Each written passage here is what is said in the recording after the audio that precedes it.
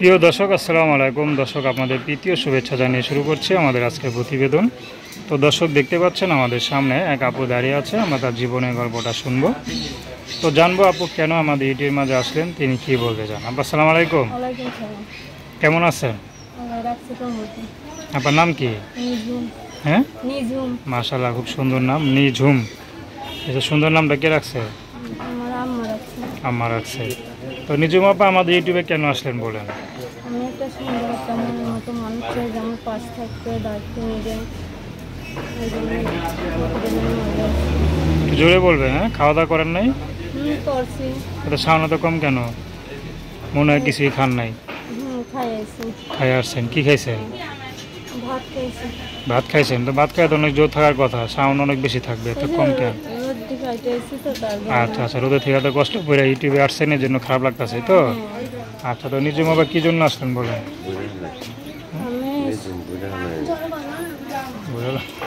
আমি এই সুন্দর একটা মানুষের জন্য আসছি, মনের মানুষ যে আমার পাশ থাকতে দায়িত্ব নেবে। আমি জোয়ান মানুষ চাই না, বয়স্ক মানুষ চাইবে।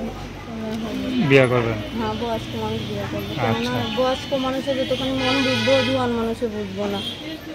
এটা কে বলছে? আপনার মা বলছেন, আপনি বলতেছেন নিজের থেকে? আমি বলতেছি, দেখতেছি কত মানুষ।